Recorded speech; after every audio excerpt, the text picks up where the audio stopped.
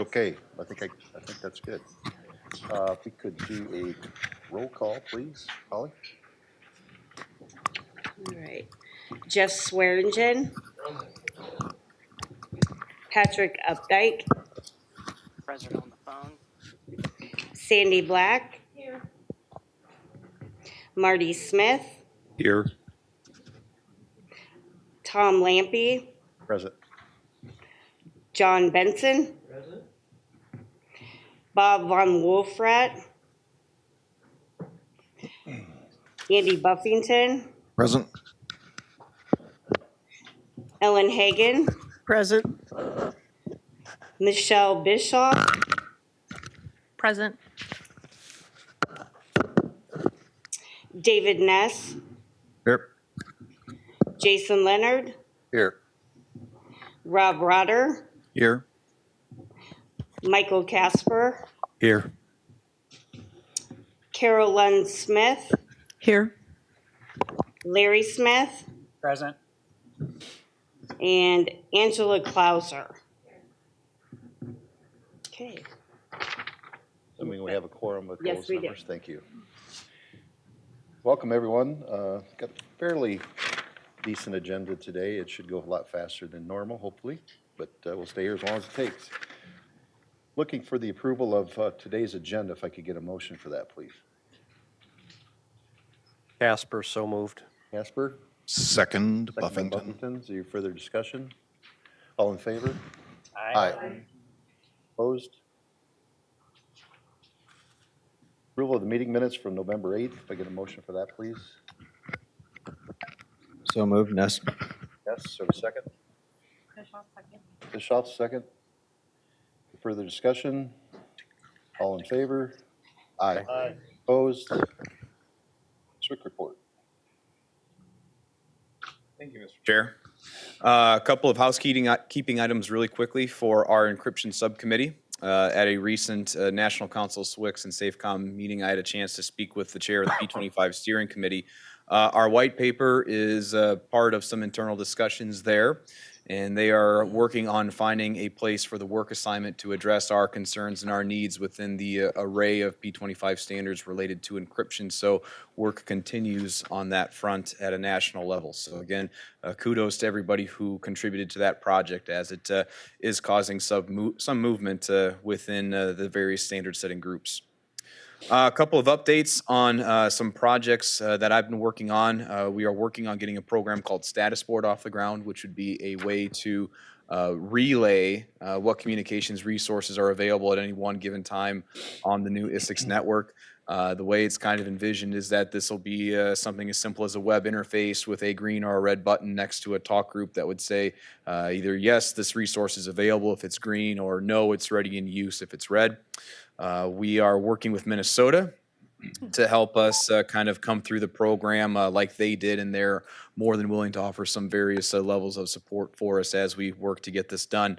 As that work continues and we work through some MOA related items with regards to that, we're going to work on trying to find server resources for it so that we can deploy that program, and then work on how PSAPs would be able to log into that to use that.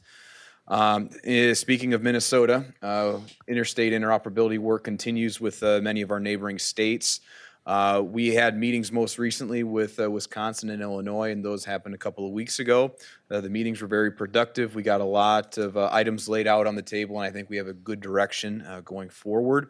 As far as those meetings go, we're planning on meeting every other month with Wisconsin and Illinois. Many of those meetings will probably revolve around a deep dive into some of the issues that have hindered interstate interoperability in the past and ways to address them.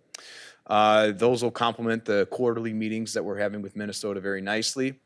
With respect to our other neighboring states, Missouri, I'm awaiting to get in touch with their SWIC and also their Highway Patrol to get meetings lined up with them. Nebraska is in a state right now where they're working on hiring a new SWIC, so we're going to kind of let that process play out so that they can get their governance structures lined up. And then I plan on reaching out to my colleague Jeff Pierce, who is the South Dakota SWIC, as well, to get things lined up for northwestern Iowa. I had some travel last week to the National Council of SWICs and SAFECOM meeting that took place in Norman, Oklahoma. Some information from that meeting that might be interesting to everybody here with respect to FirstNet. They are working on a roaming agreement with iWireless, and what that would do for them is it would enhance their footprint almost immediately. iWireless covers a lot of the state that AT&T doesn't natively, so once that roaming agreement is in place. Oh, T-Mobile, yes, I'm sorry, yes.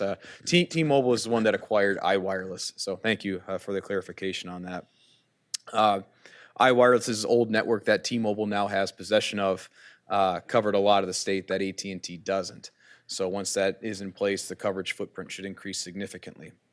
Also, with regards to some reports from that meeting, there was some reports of some compromised system keys for a radio network out in the eastern part of the Midwest.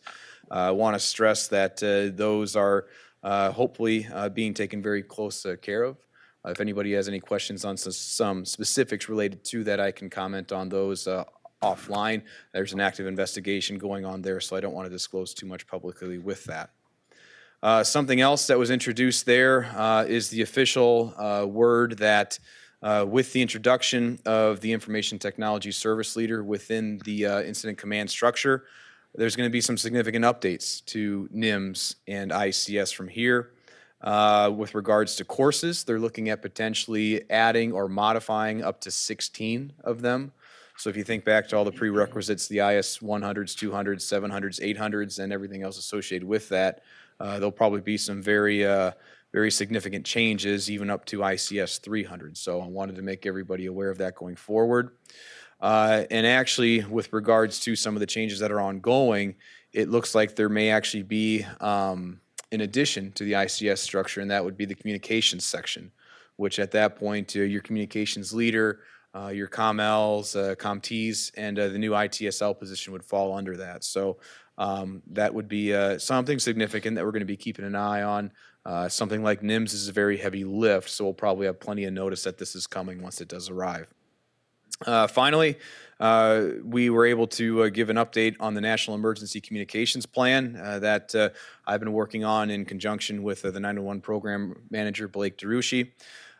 So far, the goals with that document with regards to enhancing governance across all states and addressing interoperability problems with technology and data sharing, and of course the governance, and working on resilient and secure systems. Those continue to be goals of that plan. So as that plan is released publicly, we'll be able to share that here as well. On a closing note, I was also asked recently to be a part of the compliance assessment program task group.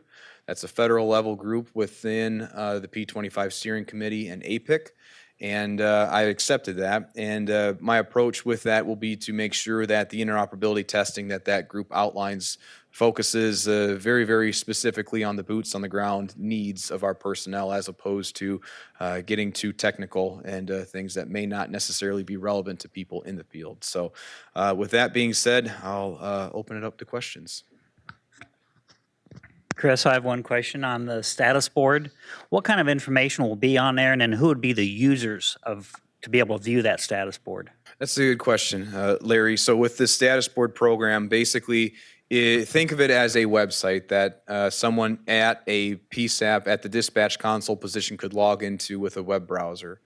And next to every single listing of a talk group that they find relevant to them would either be something like a green or a red light.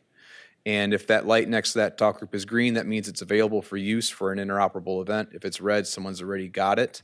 The hope is that we could do something where you could do a quick reservation if something happens suddenly, or if you have an event that's planned, say a county fair, you could reserve that talk group in advance. And then everybody else around you that's also logged in would be able to see that, oh, well, Keokuk County is using this talk group today, so I know that I have to stay off of that. So that's kind of the purpose of it. Every dispatch position in the state will hopefully have a means to log in and see the big picture, more or less. Would it be something that the emergency managers would be able to have access to? Because sometimes we feel we need to have that quick reference for our planning purposes. I would say that would certainly fit the use case, especially if you're planning for an event where you have to fill out something like an ICS 205 to reserve communications resources for an event. So certainly. Okay, great. Chris, for everybody's knowledge, and maybe you can't answer this, but for interstate interoperability with amongst the states, how do you go about connecting and talking with other states, other systems? What kind of equipment is needed, and what's the process to get that done? Well, first and foremost, with the neighboring states, some of the early meetings have been quantifying and qualifying what everybody else has. And then from there, figuring out how best to connect personnel together. So for example, if some of our personnel that have an Isicsb connected radio in their car are going into Minnesota, that's relatively easy. Minnesota is an 800 meg system that's very similar to ours. They can jump on to that network with an agreement with Minnesota, and it's a lot easier.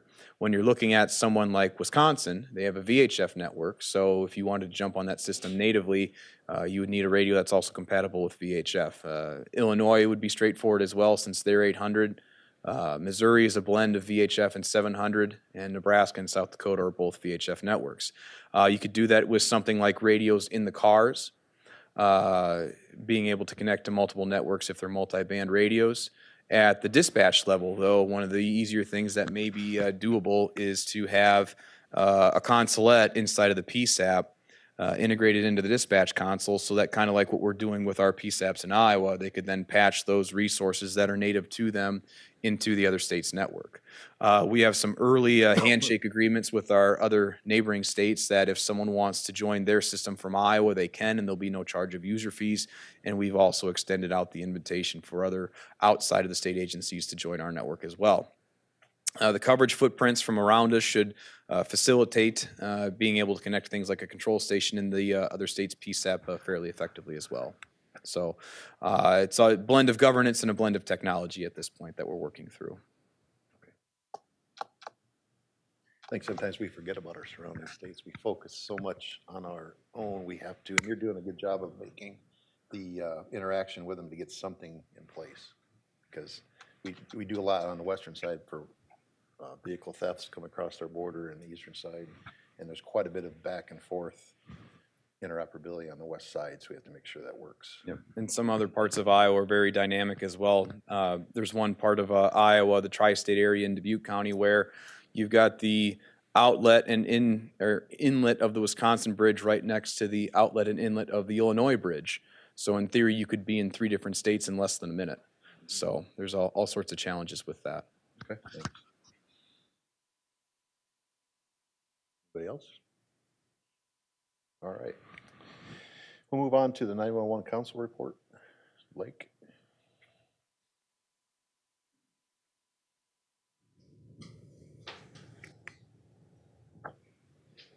Good morning. As we do every council meeting, we had an update on the shared services and conversion of the wire line onto the next generation network. Unless there's any specific questions, I would really just refer you to the YouTube that we post every month of that from the meeting. We also had pretty significant discussion regarding the council travel, public education, and training fund. As a reminder, that moratorium is lifted in January, so those funds become available again. But as a reminder, at this point, there's only about $15,000 that remains. Some of that will be for council travel. So we just had some discussion around the process of lifting that moratorium that we put in place ourselves, just to kind of get a grasp on that spending as it was going out the door fast at the beginning of the fiscal year. So that application will be available back on our website starting in January for those that might be interested in the training or public education 911 funds. We also had pretty good discussion on 911 training. It was brought up by Jeff Anderson, who's the IAMA representative on the council, and we've involved Carol a little bit as well. And there was good discussion today about what that, should there be further requirements or standards and what that looks like and who best to bring that forward. It's really preliminary discussion at this point. So again, just wanted to make you aware that that discussion was ongoing. And then finally, not necessarily 911 related, but I think I made you aware a while back. I opened my mouth one too many times and got put on a national committee to represent my counterparts, 911 coordinators in the states, on the Public Safety Advisory Committee for FirstNet. So we had the second of our two times a year meeting in Washington just earlier this week. I offered I would provide those notes to Chris that I type up and provide my association. So if anyone else is interested in that, either get it from me or Chris will have those as well. But it was much more positive vibe out of the FirstNet meeting there than the previous one in San Diego back in June. So any questions? All right, thank you. Thanks. Okay, we're moving on to the user group. Chair Buckman. Thank you. The user group committee's call, there were 2 participants. I was unable to lead the call. There was only 2 people on the call, 1 committee member and 1 person that just called in, so we didn't really have a meeting, so there's no business. Any questions? On the bright side, probably the two of the sharpest minds in communications in the state of Iowa were on the call. I'm assuming you have a list of approved users that are waiting in the wings. Yeah, there were 3 up for consideration, but because we didn't have a full committee, or at least a quorum of our committee, that no business was discussed, and so that's going to be next Thursday's meeting. We're going to make sure that we get everybody through. Okay. All right, thanks. Chair Hagan, Finance.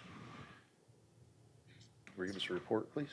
Monthly net expenditures during November for the interoperable and broadband communications fund was $8,204.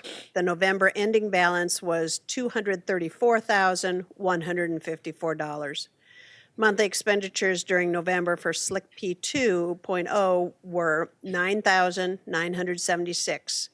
Of that amount, $7,981 were federal expenditures.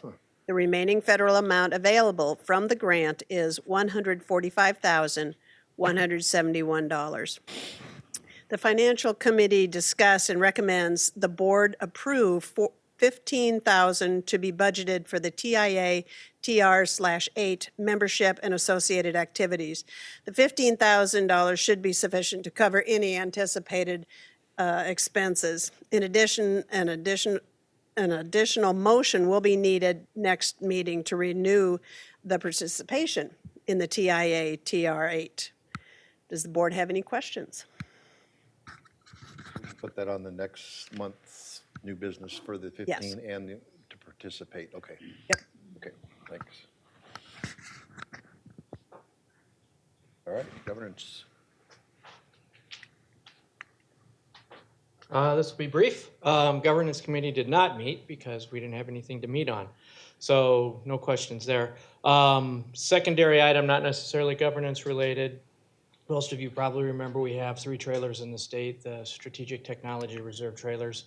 Per the terms of the RFP, reach back to the vendors, and we're going through a battery replacement for all of the handhelds in those. We don't have the batteries yet, but they're on order, so they'll be coming from the vendor forthwith, and then we'll get those installed. So any other questions? How many was there, you remember? Was there 36 a trailer, I think? Isn't that the right number? 40 trailers, something like that. Yeah. You gonna ship them to your shop? Yep. And then we'll get them dispersed. I don't even know where the trailers are at anymore. Are they physically in the state somewhere? Hopefully, yes, maybe. Yeah, they are. Check status board. Yeah, check the status board. Thank you. All right. Operations. I'm going to follow along with everybody else here and say that I wasn't on the operations call, and I don't believe Marty was either. So we gladly threw Chris under the bus on this last month. So go ahead, Chris. So during the operations call, there was an update given on the PSAP grant that we're running, which I can give an update on that now as well to the board. We've had a chance to take all of the responses we had, which we had about 68 responses that met the immediate criteria of being a PSAP that receives the 911 calls and then dispatches responses. We did not have everybody respond, so we broke the list up into two sections. Holly Davidson, our administrative assistant, took care of the people who did respond, and I've been reaching out to the people who did not. So far, I think I am only still awaiting responses from 3 PSAPs across Iowa, roughly. I've left a couple of voicemails, and I think they're working on it, but I just haven't heard the official word that this is something that they want to do. So if you're curious, I will be reaching out to Lyon County, Washington County, and then following up for a little bit further with Webster County going forward. I think the answer will probably be yes, they want a consulate. We just got to make sure that that process of getting the MOA signed is ongoing. Given that we've been able to roll through the list and again, getting through all those PSAPs is a pretty heavy task as well, so a lot of kudos go to Holly for helping out with that. My hope is that we can maybe start the ordering process optimistically tomorrow and next week, hopefully at the latest. And then if you look at the holiday season and kind of where the Christmas holiday falls this year, along with New Year's and how long it typically takes to get that equipment delivered, we may be able to get the equipment delivered to Second Ave storage within DPS somewhere around mid or late January, and then work on getting the equipment programmed up, and then hopefully have everything ready for dispersal in March. So it's an aggressive timeline, but I think we're still on pace to meet that. So there's some details that need to be worked out yet with the actually getting the equipment to the PSAPs, but those discussions are ongoing as well. That's basically the update with regards to the PSAP grant. We do have enough money to get something to everybody that needs it, so that's a very positive thing for us. So with that, I'll defer back to you, Vice Chair Leonard. Okay. That's it. Okay. Outreach. Outreach Committee continues to send all the information that I receive. I send a committee, and the committee sends it on. That's my report. Sean?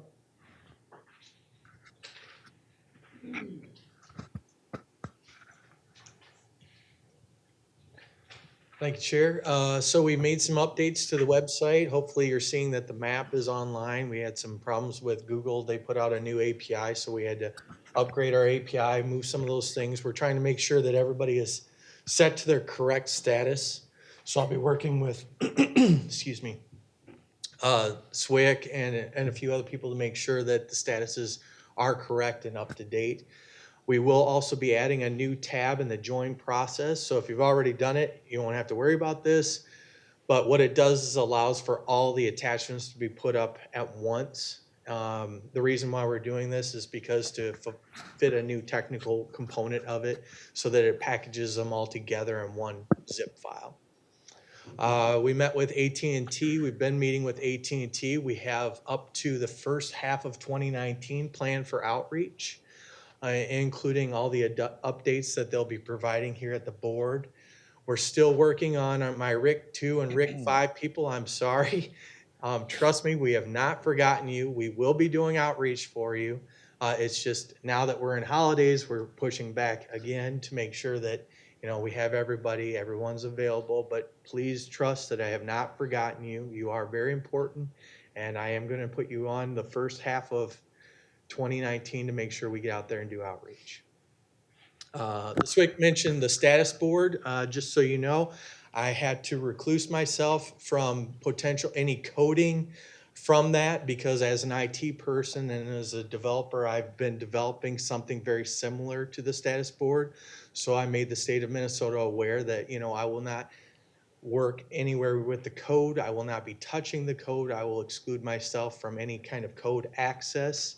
I said that I would be happy to help assist in navigating, some of the talks about the status board, but I wanted to make sure everyone knew that I was excluding myself from any potential touching of the code or anything like that. My system that I'm designing is completely different, but I made them aware that, hey, I just want to make sure I'm an IT nerd. I design stuff like this all the time.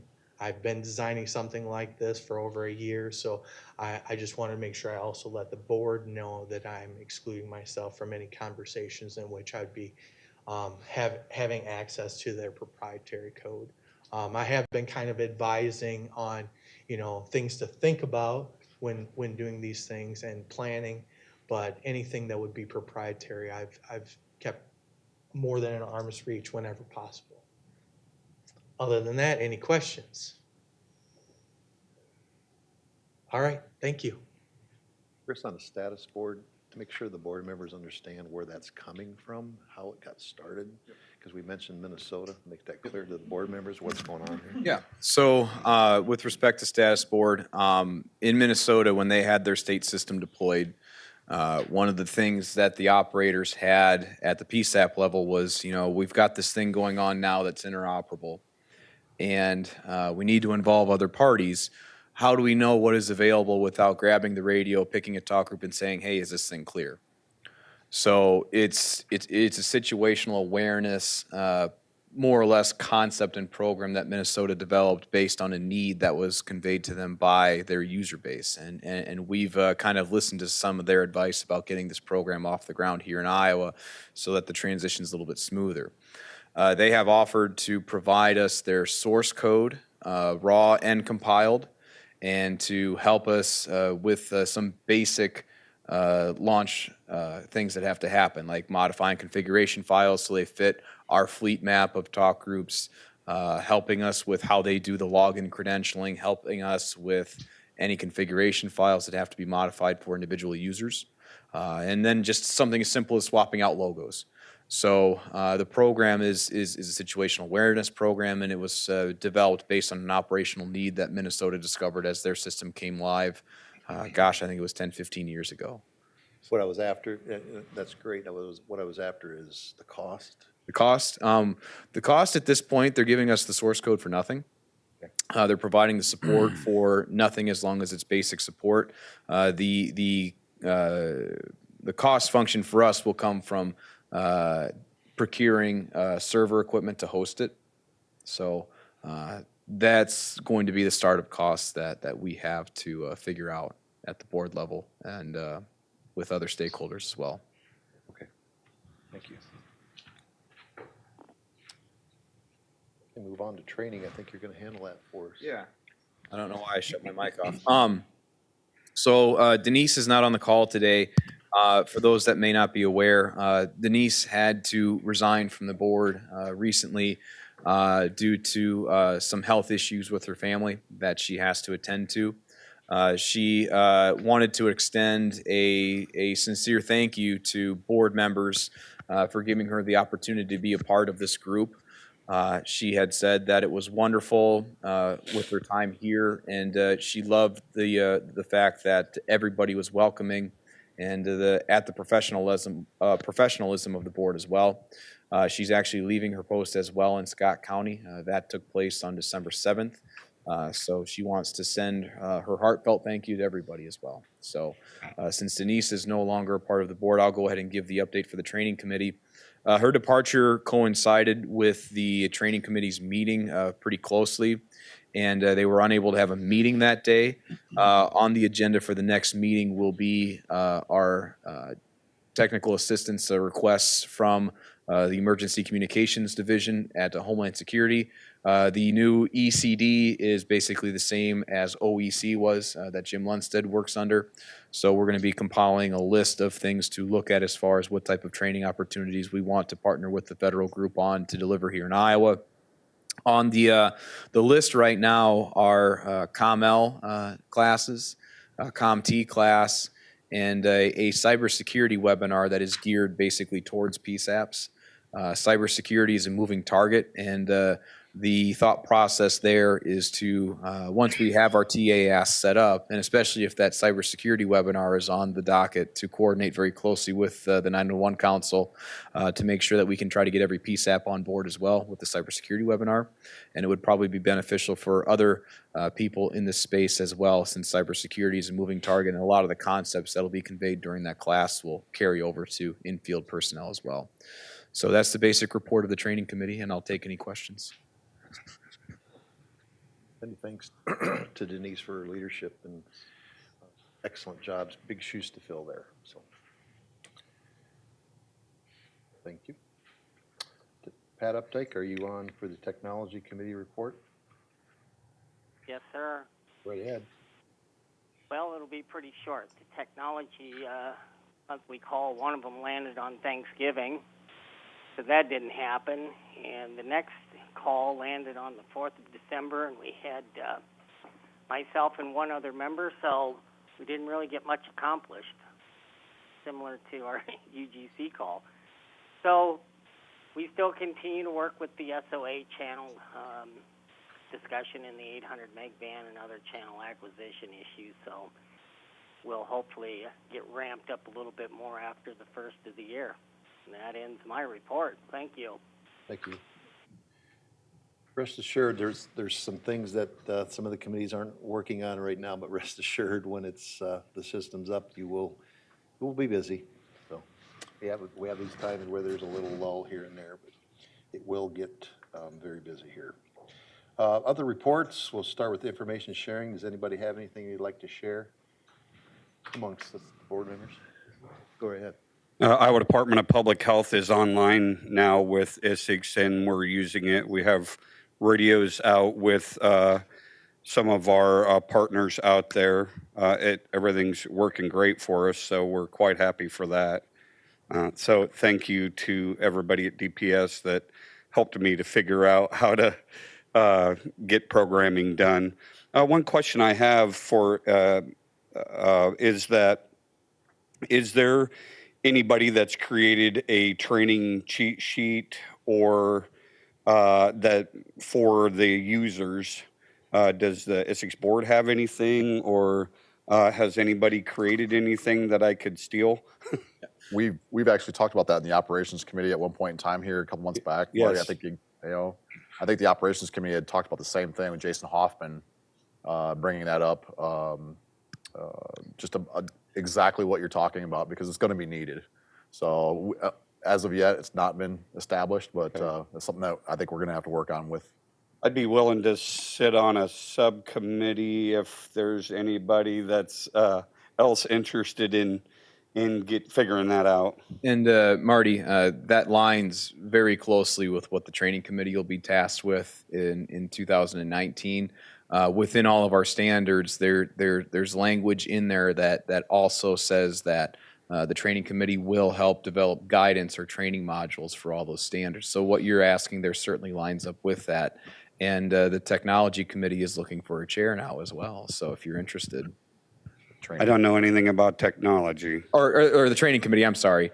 Sorry, Patrick. Yeah, sorry, Patrick. No, sorry, Patrick. No, the training committee is looking for a chair as well. So if you're willing, maybe not even necessarily at the chair position, but if you want to be a part of the training committee, it'd certainly be nice to have you there, because you do have a lot of experience with running exercises and things like that. I think it's a good fit. We'll talk about that then. Okay. I'd like to introduce some new board members. Angela, I'm gonna get your name correct here. Klauser? Sure. Okay. Is our member at large, our new member at large, so welcome. Thank you. It's a good thing to have it full up here, but you are welcome to sit if you find a chair. We kind of get crowded once in a while. It wasn't really meant for a 19-member board for the city council, but welcome. The other member is Michelle Bischoff, representing Fire.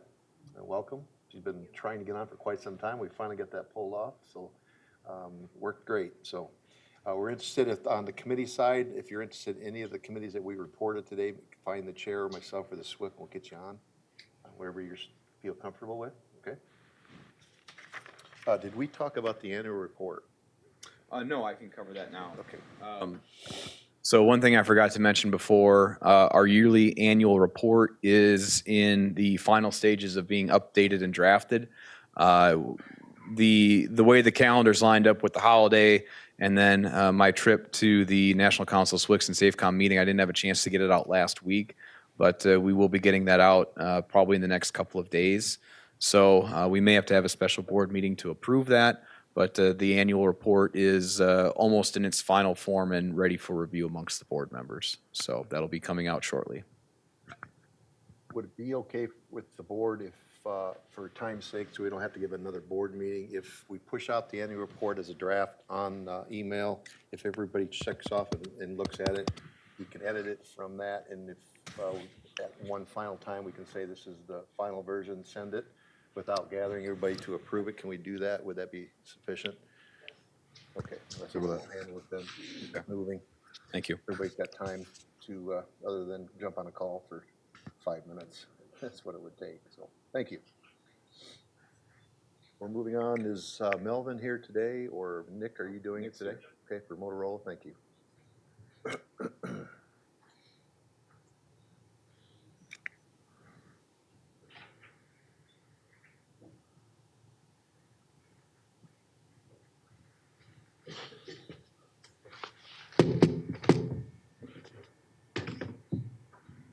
Did we change this around, Sean?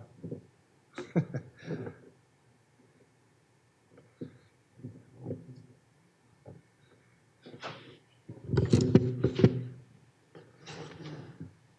you lose the connector?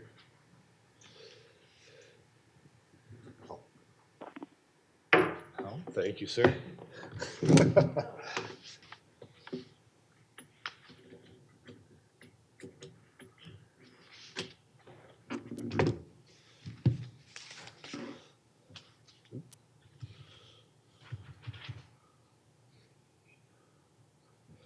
Okay, morning. Filling in for Melvin this morning. So quick update on the state system. First slide here is our build out tracking. Couple of highlights. We did get Isicsb powered up. That did require a new transformer, and we did get the power company to split power between the two. So that has been wrapped up. We are still active in a couple of sites, still active at Calhoun and Hardin, which are getting very, very close. And then Rock Rapids, we're still going through getting ready. We did file the FAA for a new tower. We will be replacing that tower, and that is in process. So just a quick status. As I mentioned, we're 2 active builds. One is not started in the construction phase yet, but we are doing the regulatory work, FAA, ASR registration, and so forth. For the Rock Rapids, is that all you have to do is the FAA? Do you have to do anything else that would delay it? No, that's it. It's going to be a like-for-like replacement. Does FAA delay anything, or it's a notice to them? Do you have to wait for the FAA? No, ASR is remaining the same. It's going to be a like-for-like. Okay. So to be same height, same type, just new shiny tower. Okay. Just take the loading. One other thing to mention here too is we are still active at KTIN. We are wrapping this up next week. I did chat with IPTV this morning. We will have a crew on site starting tomorrow, going through the weekend, and we will have our LMR antennas completed, and then microwave will follow to run their lines next week. So that whole upper section up in the right in this area where my cursor is, if you can see that, this whole area will be completed here next week. So it's getting us very, very close to completing the ring. And then following that, for the drive testing, every area here listed in gray will be tested soon. We will have the drive test teams back out here in early January, just basically due to the holidays. We're pretty much ready now, but all these gray areas will be driven starting in early January, and we'll get the drive test wrapped up for those areas. So that's pretty good news, pretty close.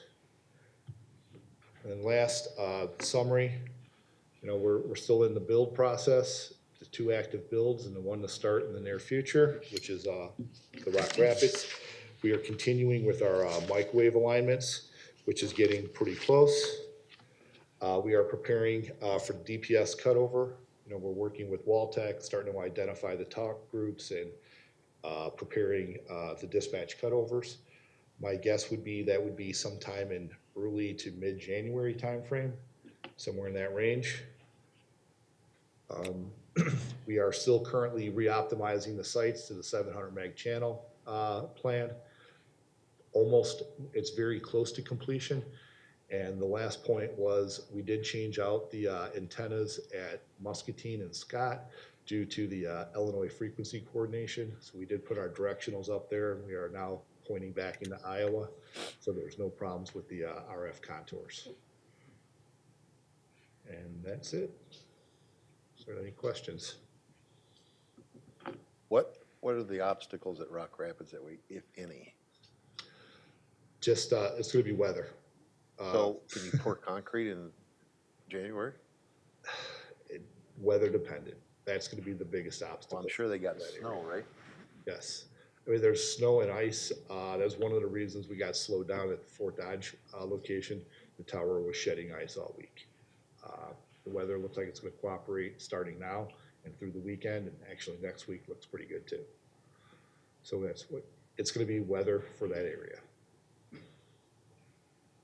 Okay. All right. Thank you. Thanks.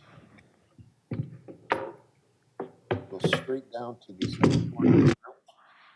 And you or Ann could take care of that for us. I'm sure she won't mind you taking care of that unless you really want to stand up here, Ann.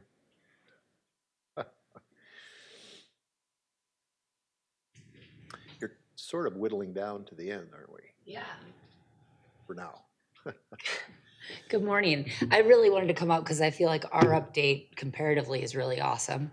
We have moved through all of Priority A standards that you and system folks had outlined as what we really needed to get through, and are now in the swath of, Priority B. And I think we're about halfway through those. Chris could maybe correct me on that.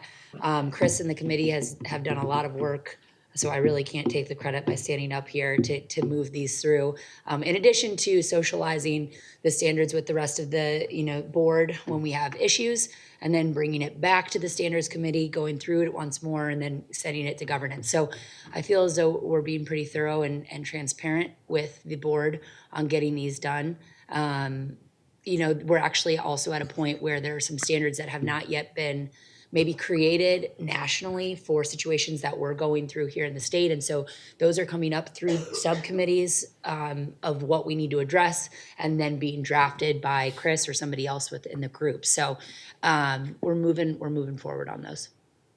And if I may add to Ann's topics, thank you, Ann, also for all your work, and Terry McClenahan as well, and the rest of the committee members. They've been excellent.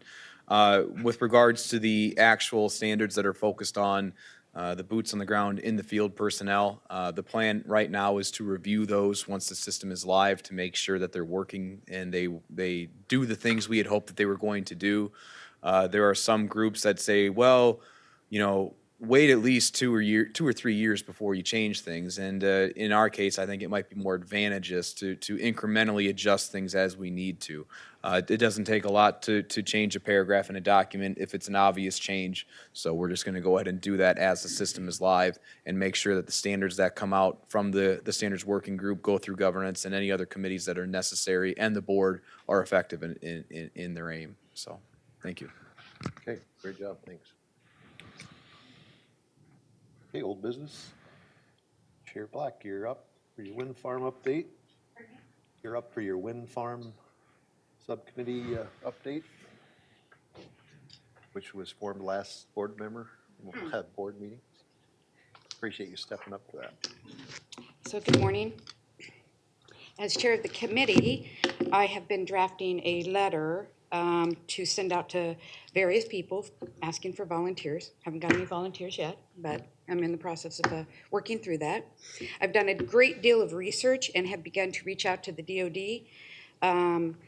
Some of the contacts I know at the DOD who have done studies in this area that have been completed. And I've read quite a few of these studies that have been done on the interference of the farms and VHF, UHF, GPS, cellular phones, television, and many, many, many types of spectrum, including fiber. So I've also requested access to the USGS tower mapping location. It's not, I should have said turbine mapping, not tower. So right now, this is more of a research and find at this point, because I need to find people to assist and to come up with some kind of recommendation to the board. I do know that another $1.8 billion is drafted as another investment to build more turbines in Iowa. Looking at the maps, I wish I could download maps, but Iowa is saturated with wind turbines. And the effects of this have already been established as far as how they are interfering. So I think that we might later on down the road have some issues. I think that getting out in front of it maybe is what's best. There's very little regulation, oversight, or standards in building wind turbine farms. So, and that's about it. That's all I have for you. I hope that's helpful. I know that's a heavy lift for you, but I appreciate you taking that because it is very important. I hope I get some volunteers because you know how It doesn't time have to be a board member, so just keep that in mind. Pardon me? It does not have to be a board Right, member. right. I was. Anybody you need to get her done. Yeah, it's amazing on the studies that came out from the DoD on this and how it's impacting all the federal stuff. I bet. So, anyway, okay. Thank you. All right, moving on to new business. The Leo Working Group. Last board meeting, I announced that we were waiting to get a assistant system administrator in place before we started working on the LEA migration of the commissioning of it, as you will, for various reasons. But so I've now hired a assistant system administrator. Her name is Connie Stuffelbeam. If you could stand up and in the back room. She will be your best friend when it comes to the Isicsb network and the LEA.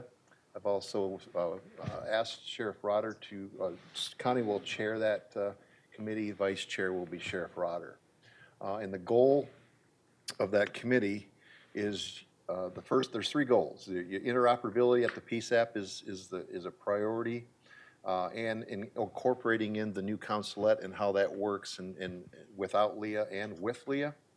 And the LEA replacement at the PSAP level, and eventually the LEA decommission date. So the working group is charged with the technologies to get us off of it and also announce when that will be done.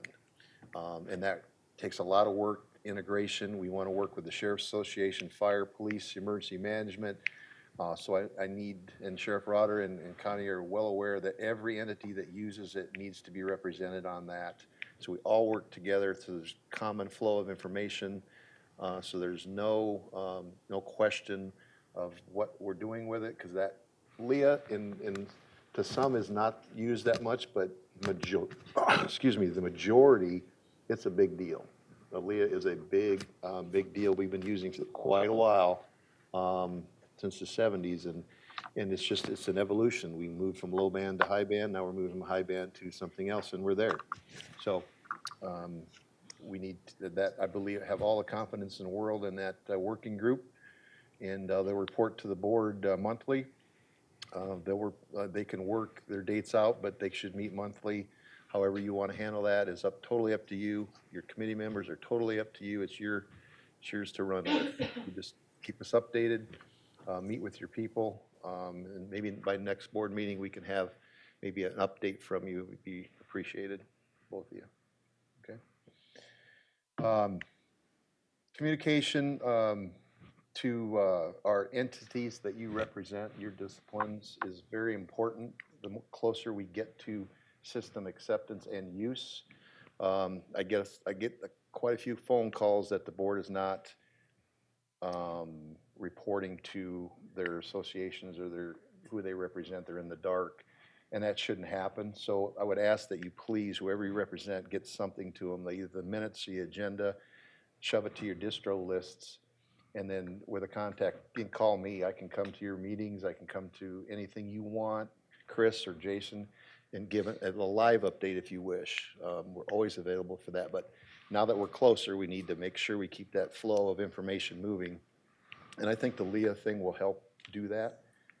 Policies are boring, stuff like that. But this one, I think, will get people's attention, and that is paramount that we keep that highly announced and at the focus here when we get, especially when you get it moving here. So, is there any questions on that?